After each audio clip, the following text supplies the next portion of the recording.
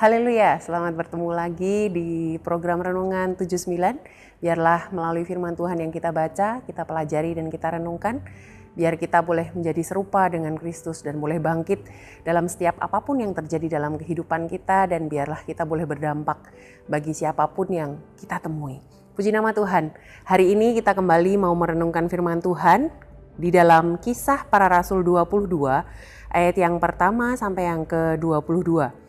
Dan saat ini saya akan memberikan tema firman Tuhan, hidup yang dipakai Tuhan.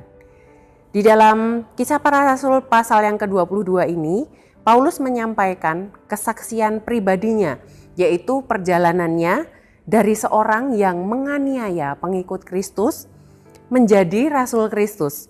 Kemudian Paulus juga menceritakan pertemuan pribadinya, pengalaman pribadinya dengan Yesus, dan pertobatannya juga panggilannya untuk memberitakan Injil kepada bangsa-bangsa lain. Juga pengalamannya ketika ada orang-orang yang menolak dia ketika dia memberitakan Injil.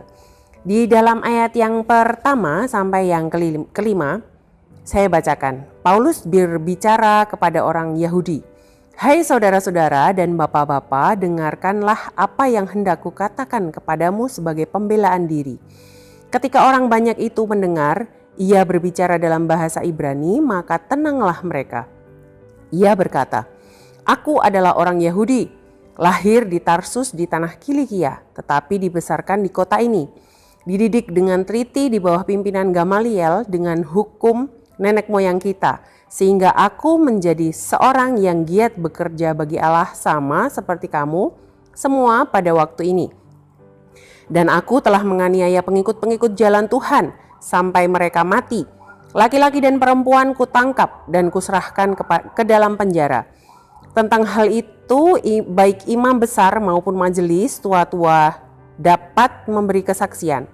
Dari mereka aku telah membawa surat-surat untuk saudara-saudara di Damsyik. Dan aku telah pergi ke sana untuk menangkap penganut-penganut jalan Tuhan yang terdapat juga di situ dan membawa mereka ke Yerusalem untuk dihukum.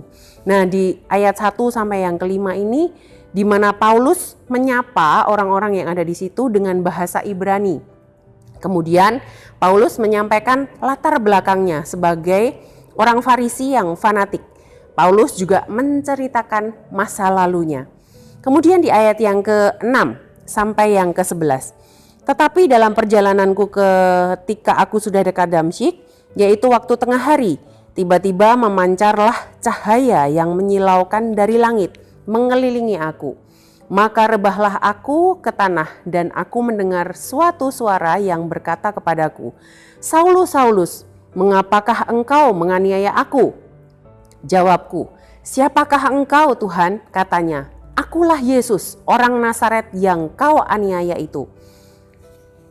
Dan mereka yang menyertai aku memang melihat cahaya itu, tetapi suara dia yang berkata kepadaku tidak mereka dengar.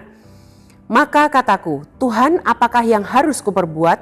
Kata Tuhan kepadaku, bangkitlah dan pergilah ke Damsyik. Di sana akan diberitahukan kepadamu segala sesuatu yang ditugaskan kepadamu.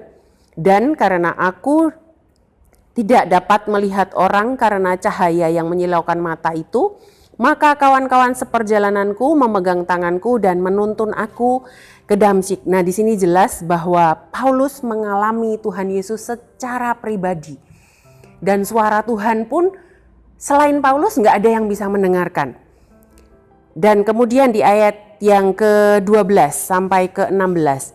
Di situ ada seorang bernama Ananias, seorang saleh yang menurut hukum Taurat dan terkenal baik di antara semua orang Yahudi yang ada di situ. Ia datang berdiri di dekatku dan berkata, Saulus saudaraku, bukalah matamu dan melihatlah. Dan seketika itu juga aku melihat kembali dan menatap dia. Lalu katanya, Allah nenek moyang kita telah menetapkan engkau untuk mengetahui kehendaknya, untuk melihat yang benar, dan untuk mendengar suara yang keluar dari mulutnya.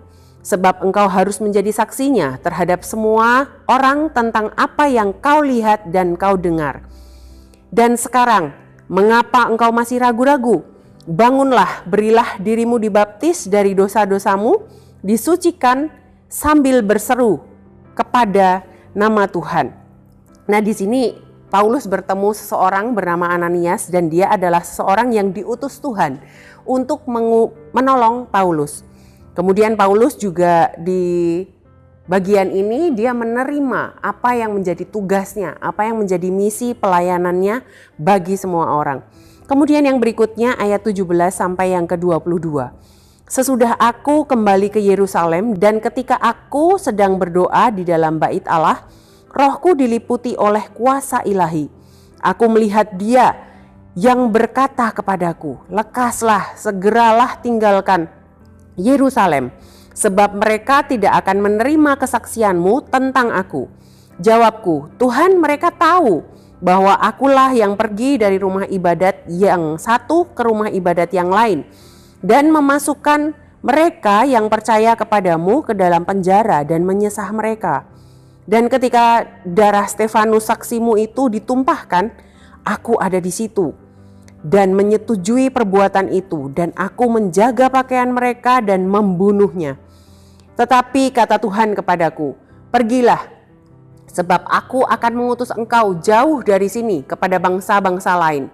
Rakyat mendengarkan Paulus sampai kepada perkataan itu, tetapi sesudah itu mereka mulai berteriak, katanya, enyahkan orang ini dari muka bumi, ia tidak layak hidup.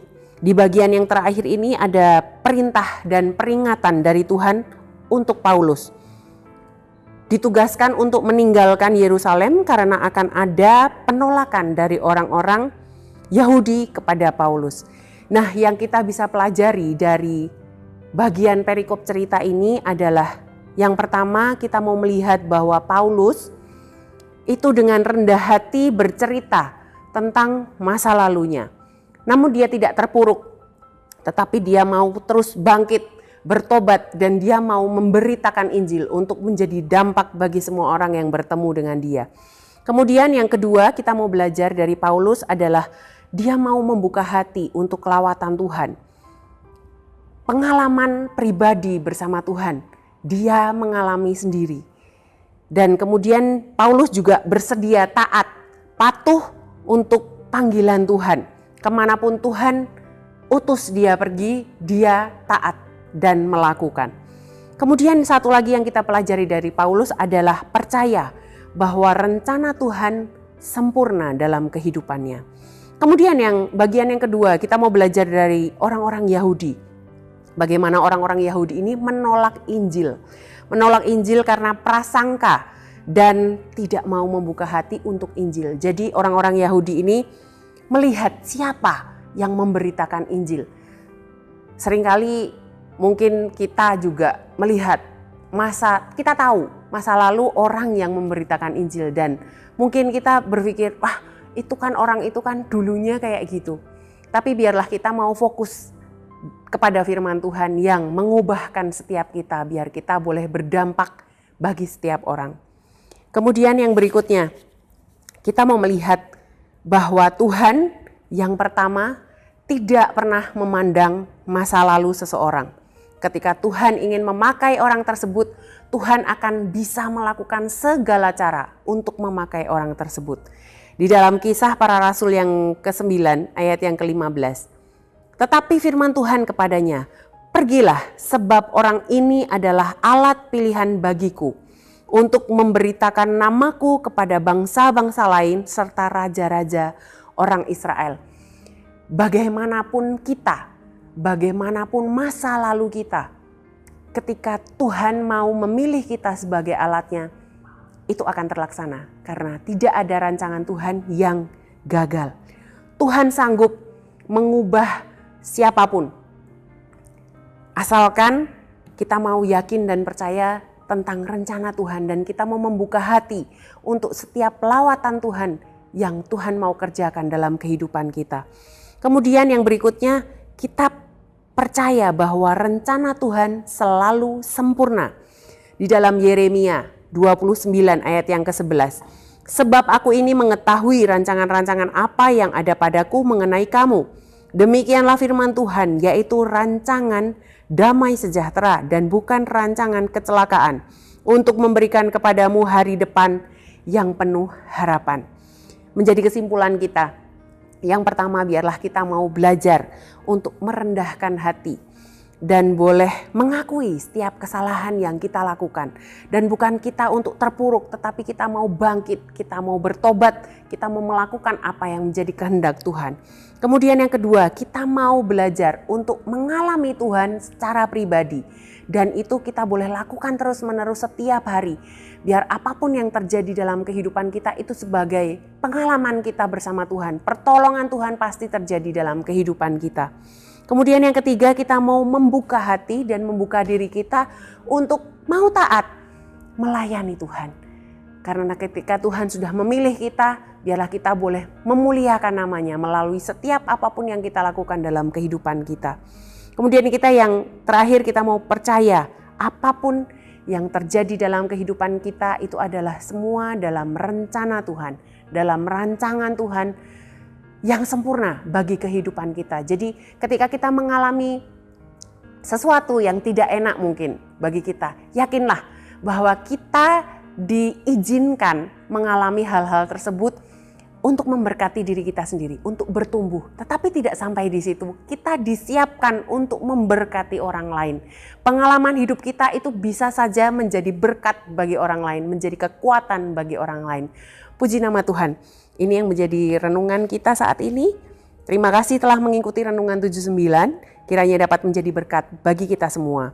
Bagi Bapak, Ibu, Saudara yang ingin didoakan untuk pokok doa tertentu atau menceritakan kesaksian, baik mujizat kesembuhan, pemulihan, masalah keluarga, dan lain-lain, dapat disalurkan melalui chat WhatsApp di nomor 0813 2742 0088. Mari kita berdoa. Bapa, kami mengucap syukur berterima kasih untuk firman Tuhan yang datang kepada kami saat ini Tuhan. Ajar kami untuk kami boleh melihat diri kami Bapa, bahwa kami ini banyak sekali kekurangan, melakukan dosa Tuhan. Tetapi biarlah kami boleh merendahkan hati kami untuk kami boleh mengakui setiap dosa kami dan kami boleh bertobat, tidak melakukan kesalahan-kesalahan yang kami sudah lakukan Bapa. Dan biarlah kami boleh belajar untuk membuka diri kami, untuk kami boleh mengalami Engkau setiap saat. Dan kami mau menjadi pelayan-pelayan-Mu Bapa. Ajar kami untuk kami boleh melakukan segala sesuatu untuk kemuliaan bagi nama-Mu Tuhan. Kami mengucap syukur berterima kasih. Dengan apakah kami, Jemaat GPDI El Shaddai Magelang, mempertahankan kelakuan bersih dengan menjaganya sesuai dengan firman-Mu. Dengan segenap hati kami, Jemaat GPDI El Shaddai Magelang mencari Engkau. Jangan biarkan kami menyimpang dari perintah-perintah-Mu. Kami mengucap syukur Bapa, Engkau yang menjadi kekuatan kami. Di dalam nama Tuhan Yesus Kristus kami sudah berdoa dan mengucap syukur. Haleluya. Amin.